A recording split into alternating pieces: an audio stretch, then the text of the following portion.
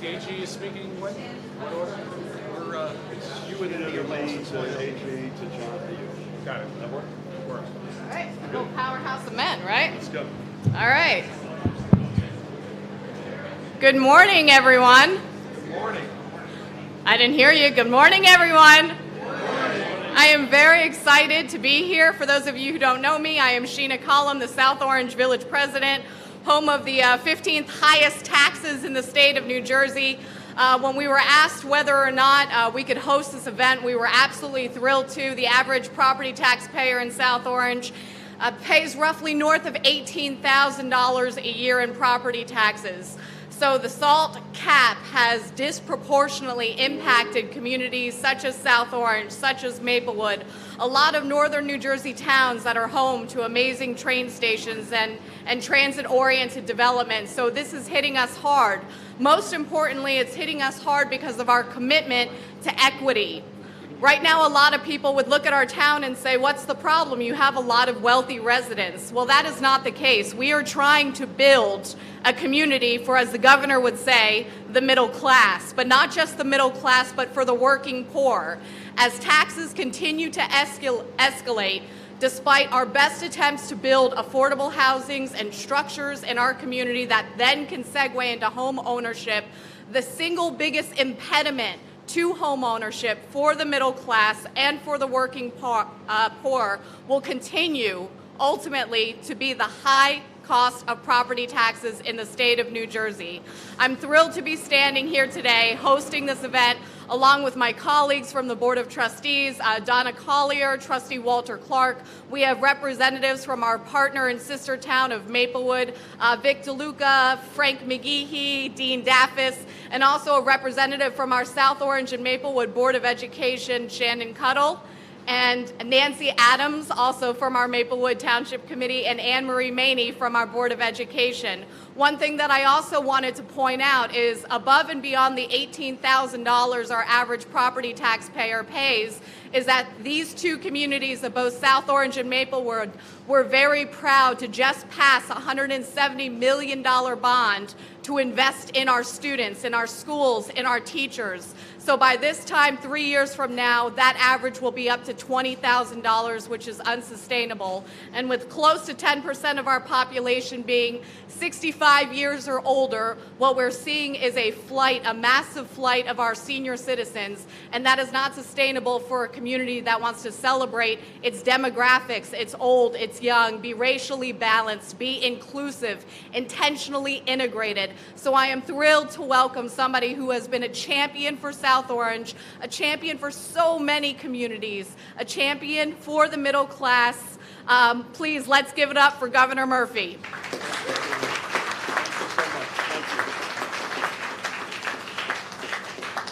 Thank you, Madam President. It is a thrill to be here. Good morning, everybody, and thank you for joining us. Again, thank you, Village President Sheena Collum, for welcoming us to South Orange, to the officials both from South Orange and from Maplewood. Welcome. Thank you for having us. In particular, for our firemen and women and first responders, thank you for hosting us. I'm also incredibly honored to be joined by an esteemed colleague, somebody who leads every day, and in particular, you're going to see he's leading today, our Attorney General Gurbir Grewal.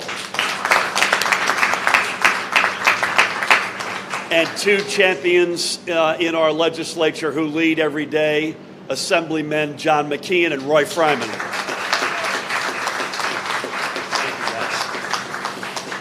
So today, and more on this in a minute from the Attorney General will be joining New York Attorney General Tish James and Connecticut Attorney General William Tong in filing a federal lawsuit against the Trump administration's decision, which invalidated our efforts and those in other states to preserve the rights of property tax payers. I am proud to have New York Governor Andrew Cuomo and Connecticut Governor Ned Lamont standing alongside us in this effort. As I said, when the IRS rule was finalized in June, it was nothing more than a gut punch to the middle class New Jersey families who know that the Trump tax plan is a complete sham. And Sheena alluded to some of the costs in this community and in so many that folks are paying as a result. It was a complete and utter politicization of the federal tax code. After all, this is a tax plan which, according to its designers, was created to punish states like New Jersey, New York, Connecticut, and others. Freeholder President Brendan Gill has just joined us. Brendan, great to have you. To provide relief for our taxpayers and to restore the deductibility that they had enjoyed for over a century, ever since, by the way, the federal income tax was created, we followed decades of precedent in creating a process by which residents could contribute to locally established and managed charitable funds in return for an up to 90% deduction from their property taxes. This would ensure that the core local functions could be funded and the taxpayers could preserve deductibility by shifting a significant amount of their property tax bill to a charitable contribution. Our actions were perfectly legal under both the federal tax code and long-established IRS practices. But for the sake of pure politics and the further weaponization of the tax code, the IRS has decided to change its policy to countermand nearly 35 years of established legal precedent. In 1985, the federal courts ruled in a decision against the IRS, and I quote the ruling, "A taxpayer's desire to avoid or eliminate taxes cannot be used as a basis for disallowing that deduction for that charitable contribution." The federal courts reaffirmed this precedent just 3 years later in 1988 when it ruled in another case that, and again I quote their finding, "Even where the donation is made solely for the purpose of obtaining a tax benefit, the taxpayer is entitled to the deduction." Today, we're asking the federal courts to reassert these long-established precedents and undo the IRS's actions, actions that are as detrimental to the rule of law as they are to our taxpayers. At the same time, we will continue to work with our federal delegation in seeking relief through the Congress. I thank both Senators Menendez and Booker for their support and co-sponsorship of Senator Chuck Schumer's efforts through the Congressional Review Act to repeal the IRS rule. Clearly this rule, Maplewood Mayor Vic DeLuca's in the house. Vic, nice to see you. Clearly this rule goes against congressional intent to preserve these charitable deductions when it passed the new tax law, since the law never even touched the sections of federal statute governing the actions we took. I thank Leader Schumer and Senators Menendez and Booker for taking this fight for fairness for our taxpayers to the floor of the United States Senate. As I've said many times before, New Jersey is not looking for special treatment for its taxpayers. We're just looking for equal treatment with 33 other states which have implemented nearly 100 programs allowing residents to make charitable contributions in exchange for tax relief, programs which the IRS until just last year affirmed. The Trump tax law, through its explicit political bias against New Jersey taxpayers and the IRS's arbitrary and capricious rulemaking seeking to cement that bias, amounts to unequal treatment. I am hopeful the courts will agree and that we will invalidate the IRS rule. This is not a fight that we asked for, but it is one that we are proud to wage on behalf of our taxpayers and the countless others in our fellow states who are realizing now that they are financial collateral damage to the Trump administration's rank politicization of the tax code. It is now my extreme and high honor and pleasure to invite Attorney General Gurbir Grewal to the podium to speak about our lawsuit in greater detail. Gurbir?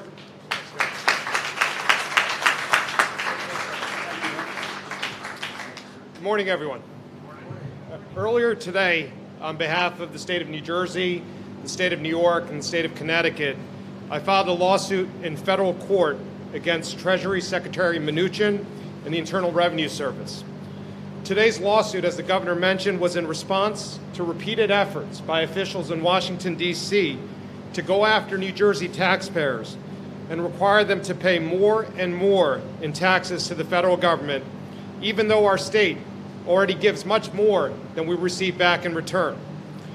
The IRS adopted a new rule last month, and that rule is part of this consistent trend that we're seeing.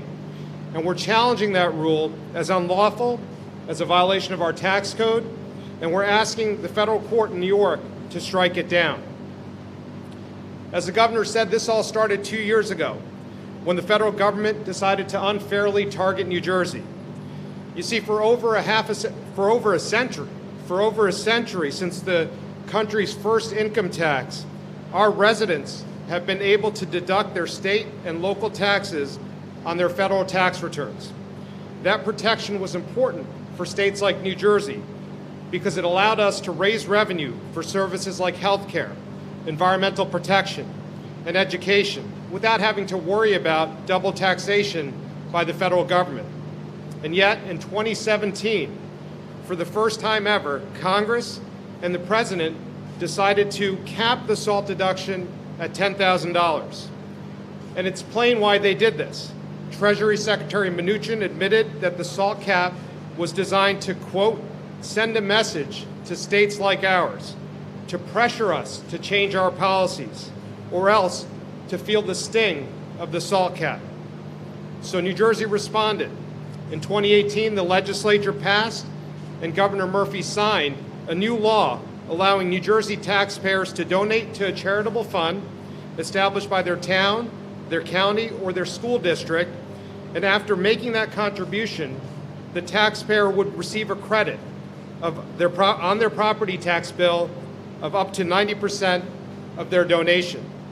The law passed with bipartisan support in both houses, and it even passed unanimously in our assembly. And that should come as no surprise, because the law helps all of our taxpayers and the law helps all of our towns. First, it's good for taxpayers because they can claim these donations now as charitable deductions and take the full federal deduction. Second, it's good for towns, which get more in revenue from the donations, which the towns in turn can spend on schools, on roads, and on other vital services. And here's the thing. There was absolutely nothing new, nothing novel, or nothing unique about what we did in this state. About 33 states have a program similar to this one. In fact, there are over 100 similar programs that offer tax credits to taxpayers who make charitable contributions to qualifying institutions. These 100-plus programs across the country cover causes ranging from natural resource preservation to domestic violence shelters to financial aid for higher education. And the IRS explicitly blessed them as recently as 2010 when its chief counsel confirmed that individuals who donate to such programs can take the full charitable deduction even if they get tax credits in return. But when New Jersey, New York, and Connecticut decided to establish the very same type of programs, the IRS changed its mind. And for the first time in history, decided that taxpayers had to discount the tax credits they received from their state. This is yet another unfair attack on our states coming out of Washington. These tax credit programs were just fine when 33 states had them. But when New Jersey, New York, and Connecticut followed suit, the IRS adopted brand new rules to shut them down. So today, we're responding with this lawsuit. And our claims are very straightforward. When it makes new rules, the IRS must follow two basic requirements. First, it has to follow the language of the tax code. And second, it has to act in ways that are rational and well-reasoned. Here, we allege that the IRS broke both of these rules. And while we lay out the particular violations in more detail in our complaint, the central idea is that the agency relied on multiple distinctions and multiple lines of reasoning that do not fit with the tax code and that are simply irrational. And that's why we're calling on the federal court in New York to set this rule aside and to let our state's program continue as our legislature and as our governor intended. And here's our message to the IRS and to Secretary Mnuchin. No matter how many times you change the rules of the game, from capping the SALT deduction to reversing your long-standing approach to charitable deductions, we'll challenge you in court and we will hold you accountable because our residents and our municipalities and our towns deserve nothing less. Before I conclude, I want to thank the governor for his leadership on this vitally important issue and for his commitment to New Jersey and its taxpayers. And I'd also like to thank the legislative sponsors who are here this morning, Assemblyman McKeon, Assemblyman Fryman, and Village President Sheena Collum for inviting us to South Orange. And finally, and importantly, I want to thank the attorneys in my own office who worked on this litigation. Jeremy Feigenbaum, who's counsel to the Attorney General, Michelle Miller, the director of our Division of Law, Jason Rockwell, her deputy director, Glenn Moramarco, who's here this morning, who leads our special litigation section, and Eric Apar, who has overseen this case from its inception. I want to thank them for their incredible work. And like much of the federal-facing work that we do as an Attorney General's office, this is not done alone. We have terrific partners at other Attorney General's offices, and I want to thank the New York Attorney General's office for its partnership on this case, as well as the Connecticut Attorney General's office for its partnership in this vitally and critically important effort. With that, I'll turn it back over to Governor Murphy. Thank you, Governor. Man. Great job. Really well done. Really well done. Just for the record, this is the second day in a row where Gurbir, Jeremy, and I have been in a non-air conditioned event at 95 degrees or more. So we're getting into condition, yes. Stay tuned as to where you'll find us tomorrow. Thank you so much, Gurbir, for your leadership on this and across so many other fronts. Yesterday it was gun safety. Today it's challenging and not just unwanted, but lacking in precedent actions by the IRS, and we continue the fight every day for the stronger and fairer New Jersey that we all aspire to. It does take a village, no matter what our office does, or certainly no matter the great leadership of the Attorney General and his team. Having legislative allies really, really matters to get the lasting, permanent conditions in this state that we need. And we've got two extraordinary leaders with us today. First up, please welcome and let's hear from Assemblyman John McKeon. Thank you very much. Thank you, Governor. I have to admit, I'm a little nervous. And the reason being isn't because I'm before the esteemed governor, but I've got 20 minutes on my meter and I've got the Attorney General and the Mayor right behind me here. You know, I just, mindful of all that's going on, I think we should remember, and the Governor alluded to it, Roy Fryerman, who you'll hear from in a moment, was the prime sponsor of a bill that showed that New Jersey was going to walk the walk. We changed our own charitable deduction, or actually our income tax deduction, from $10,000 to $15,000.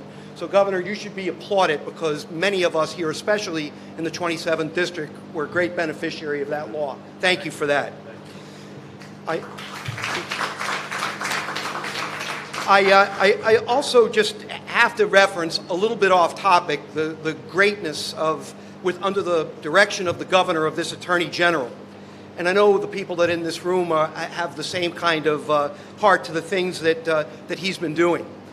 Whether it's Trump administration's environmental policy that's rife with climate denial and leading to promulgation of burning of fossil fuels, whether it's Neanderthal-like policy that impacts the LGBT community, whether it's incendiary immigration policy, born of racism with the purpose to divide. And by the way, General, congratulations on the victory on the census question that won't be there. You've been an amazing Attorney General. And now it's using the courts to take on the draconian tax policy, disproportionate impacting residents here in New Jersey. You know, the mayor mentioned, some of these numbers before. They're worth repeating. They're daunting.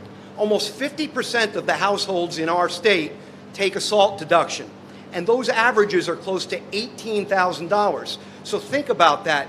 On the average, half the households in our state lost $8,000 worth of deductions based on this law. That's outrageous. It's unfair, particularly in the fact that we're a donor state with 71 cents coming back to us of the dollar that we all send to the federal government, particularly with things like as we're in the backyard of a great New Jersey transit hub where Gateway still hasn't been funded. It's an outrage. Now, Steve Mnuchin has been mentioned a couple times. One of my favorite quotes of him was when he was asked about the $16 billion that this was going to impact really around the whole nation, that was going to be that much by way of lost deductions. He said, "Come on, Mayor, just cut your budgets." Why don't we undo the great education system here in South Orange, Maplewood? Why don't we cut down on public safety relative to the great firefighters and police that are here, Vic? Outrageous as it relates to what that suggestion is. And I say to Secretary Mnuchin, and the Attorney General touched on this, beyond the 8 states that tried to do what we did as it related to creating this manner in which to claw back what's fair in ours, there's 33 other states that have programs very similar involving saving for college education, donating to domestic violence shelters, open space. They're all at peril.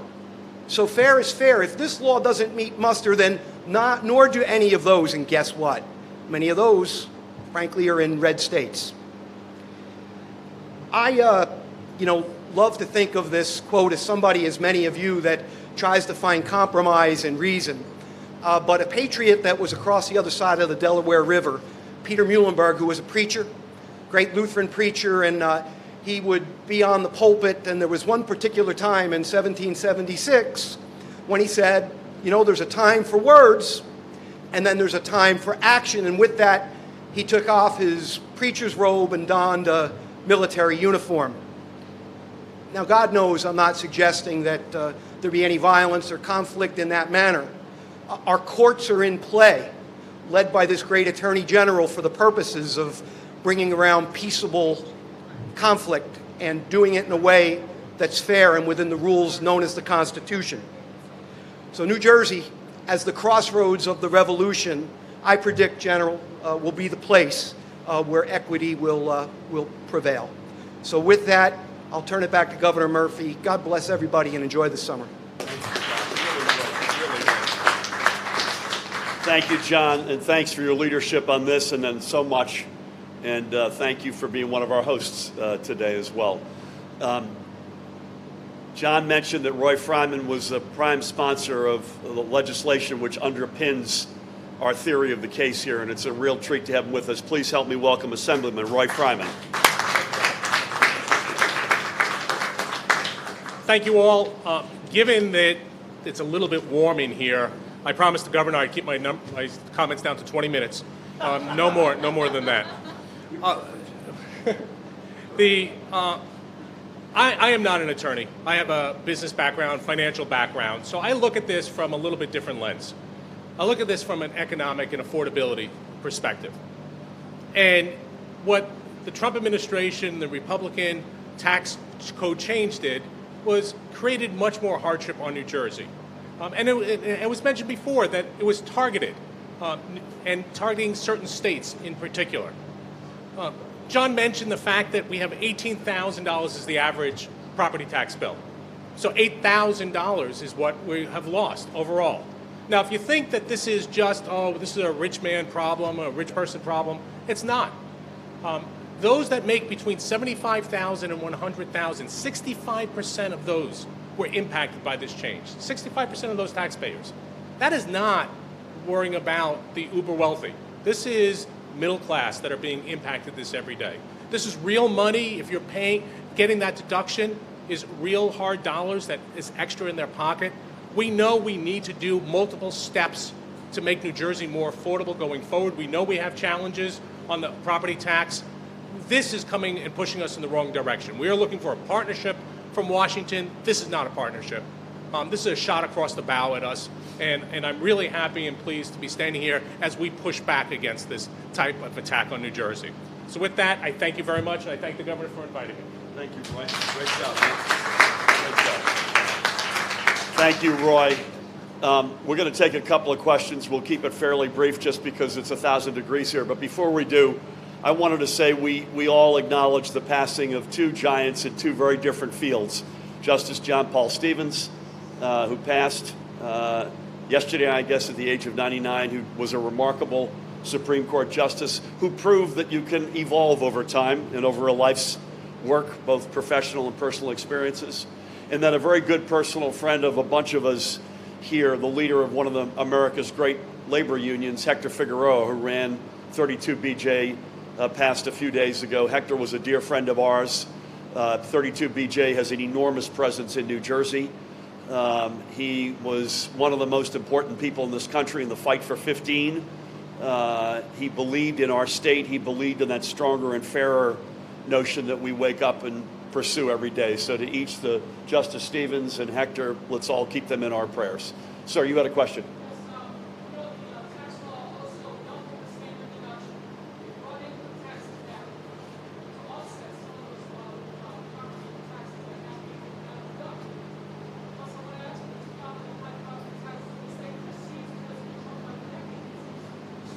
What's the question again?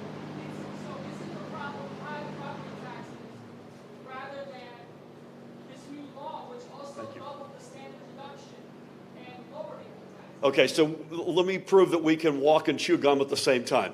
I inherited a property tax crisis in this state, and we are working every minute of every day to break the back of that, on the one hand.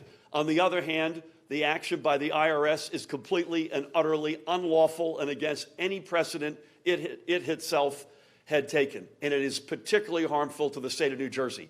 Both of those statements independently can be true and are true. Please, anybody else? I'll come back to you. Matt. Governor, switching gears just for a second, we reported that Gary Booker's only direct experience with early childhood education was leading a charter school that was closed down and was deemed one of Tennessee's worst schools. Just curious, why did your administration believe he was qualified for his term? So I'm going to quote the great coach Bill Parcells, who when he cut, I think, a former first round draft pick who had gotten there before he did, he said, "I only know what I see." And so I'm going to quote Coach Parcells and say, Kerry has worked with me now for a number of years. He actually got involved in our campaign and the policy team. He had a passion for education, still does. That was his lane, and I credit a lot of the smart policies that we have and continue to pursue to Kerry's work. He then switched over and continued an important role in the front office, focused again on education, did outstanding work, and I wish him nothing but the very best in leading our pre-K efforts across the state. Please. I'm Ashley with the Bergen Record. Okay, nice to see you. So when I'm writing this story and I'm trying to help readers care about this and try to say, like, what does this really mean to you? Like, what is the likelihood that this will actually overturn the rule? How many funds have been set up already that will be affected by Yep. this? Can you talk about that? I'll give you a broad answer, and I'd love Gurbir to come in here and give you the meat of the answer. This is real. So this is, if this were window dressing, we wouldn't be standing here today in 95-degree heat or otherwise. This is one of a number of steps that we have pursued to push back on what we think is not just an unlawful act, but also a very hurtful and damaging act, both in the tax law itself as well as the IRS ruling. So Gurbir, and he could talk about this. I think the reason why you're in the Southern District on this, because you're already in the Southern District challenging the very constitutionality of this law, of disallowing state and local deductions. We have pursued this charitable contribution notion, which we believe there's ample precedent for in 33 other states across, I think, about 100 other programs. I mentioned we've worked with our federal delegation. I mentioned the Senate in my remarks, but the House team has been pursuing this aggressively. And this is all in addition to back to the first question, we don't sit on our hands on property taxes. Last year was an increase, but it was the lowest increase on average in the state in our history. I want that small increase to become a meaningful decrease sooner than later, and we're doing an enormous amount toward that effort. But on the specifics of the suit, our prospects, Gurbir, would love you to come on and add to that. To answer your first question, how many funds have been set up to date? The answer in New Jersey is none have been set up, but we have interest from municipalities across the state that want to set up these types of funds. But because of the notice of proposed rulemaking that came last year and then the final rule, there was a lot of uncertainty as to what the IRS would do. So now we know what their position is. We're challenging it. As far as likelihoods of success, every argument that we make in this complaint and that we will make in court is an argument that the IRS has supported in the past. Again, that's why I said that there is nothing novel or unique or new about what we're saying here. We're repeating what they've stated in the past, that these types of funds are allowed, that these types of deductions should be allowed, and that the fact that you get a tax credit doesn't take away from the charitable nature of these type of donations, as the governor mentioned, citing the cases that we cite. It's laid out in our complaint, and so we're fairly confident.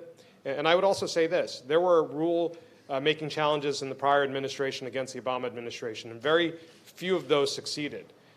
On the other hand, the rulemaking challenges against this administration, the vast majority, and I don't have the number, but probably 80 or 90% have succeeded because they make rules that are contrary to the tax code, because they make rules that don't follow the procedures for making rules, and it's our job as attorneys general to hold the government accountable when they don't follow their own processes and when they do things that are admittedly done to hurt New Jersey and other states like ours. Are those other states included in the lawsuit, or are there other states? The two other states that are joining in this lawsuit are New York and Connecticut. When you're talking about the precedents, are those other states? They have not joined this lawsuit, but they're equally affected. Not joined, but just so I can cite these other states. You want the list of the 33 other states? We can get, I can't rattle that one off the top of my head, but I'm sure our communications director will get it for you.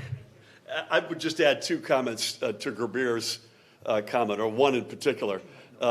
Number one, the radical action is not our action. The radical action was the president, the Treasury Secretary, and the IRS. I think you said this quite clearly. We're going to rely on their own decades-long, if not over a centuries-long, reasoning and rationale to argue our case. I would just say we're on the side of sanity. Secondly, I'm not a lawyer, not my job. I don't think anyone will give you a particular assessment of probability as to where we are, but we wouldn't be here today if we didn't think we had a meaningful argument. I think it's fair to say. And secondly, you could look at our actions under this Attorney General over the past 18 months across a broad range of initiatives. John mentioned the census question, environmental matters, the Affordable Care Act. We have had meaningful results. So this is not, we're not here just for the sake of it. I cut you off because you had a follow-up. So I don't know if you could hear the first part of the question at the beginning, but I said all these problems precede this law, precede your tenure as well. Yep. Retirees fleeing the state, I believe about a 30% clip. Just 2 days ago, there was a press conference at Holy Name saying it's hard to keep doctors after they finish their residency. They're trying to get out of here, many of them. So besides this, what are you doing to keep people here and to bring property taxes down? Because this all precedes this law. Yep. So I would just be a little careful with everybody fleeing the state. In fact, the state is growing. So the state is growing. So we just have to understand that. The particular crisis, and Sheena mentioned this, are folks who are retired whose kids are no longer in school. That's the group of folks who own a home. That's the group of folks that we wake up every day, whether it's the homestead rebate, the senior freeze, the particular benefits for veterans, disabled individuals. As I mentioned, senior actions, our shared services czars. We have two former mayors, a Republican and a Democrat, who wake up every day up and down the state trying to find opportunities to share services among communities, between the counties and communities. We presented a budget, and in fact, I signed a budget with $1.1 billion of real year-over-year savings, and we have not stopped. We wake up every day with a small army of folks who go around government trying to squeeze efficiencies out of the way we deliver government to our citizens. Importantly, and this was mentioned earlier, we have the #1 or 2 public education system in America, and South Orange and Maplewood are as good an example of that as any. We're #1 in physics, #2 in chemistry, #1 by a mile in foreign language participation. Save the Children ranks New Jersey the #1 state in America to raise a kid. We have, by the recent assessment, the safest hospital systems in the United States of America. We are, by many measures, the most diverse state in America with the best location. That does not come for free. The question is, what's the fair price to pay for that? And how rich is the basket I've just enumerated that I'm getting back as a citizen? That's what folks do ask and should ask. But we're going to do everything we can to hold, which is why we pull the levers of education, transportation, and healthcare every single day to make sure that we remain the top 1 or 2 destination states to raise a family in America. Last question, please. Sure. Governor, it's New Jersey Transit's 40th anniversary today. I wonder if you could comment on the situation this summer with the canceled trains, the shortage of engineers, and if you're talking about making adjustments based on the fact that we know that there are these shortages. Okay, so I want you to know I took NJ Transit this morning. As I do, I try to take NJ Transit once or twice a week, unannounced. It was on time, both in its arrival and in my departure from the train. The numbers, you have to look year over year. The numbers are clearly, without question, getting better. If somebody's train was late today or didn't show up today, does that give you any solace? No. You're frustrated. I don't blame you. So am I. So our objective is to not just have better numbers, it's to bat 1,000. And again, I don't want to keep going back to this, but we inherited, of the messes that we inherited, number one mess was NJ Transit, both in its lack of adhering to a federal safety requirement, which we have met, in the management of the entire operation, in the deficiency in the number of rail engineers, where we have almost no degrees of freedom, to the state funding, which was cut by as much as 90%. So to all of the above, we met the federal safety guidelines. We have the right management. We have not 1, 2, 3, 4, 5, but 6 classes of engineers this year alone. That's never happened before. And the state support in the budget is an all-time high. It's even higher, the budget I signed, than the budget I presented in March. This cannot turn around in a day, a month, or even a year. The summer is particularly challenging because the issues that we can't have complete control over, in this case Amtrak work and repairs, take place over the summer, and we have to find a way. We have a good relationship with Amtrak, which is a good thing. The last administration didn't, but it is a reality that's outside of our control. John McKeon mentioned getting the Gateway Tunnel built or undoing the awful decision, preferably to have not canceled by Governor Christie, the ARC Tunnel, but our federal partners need to be with us. I'm confident, I'm frustrated, but I'm confident they ultimately will be. Sheena, I want to thank you as the village president for hosting us. Mr. Attorney General, extraordinary work both today and every day. John McKeon and Roy Fryman, thank you so much for your leadership. To Vic and the other elected officials here, Brendan, thank you all so much for coming out. Most importantly, to our first responders, thanks for hosting us. Stay safe, be well, everybody.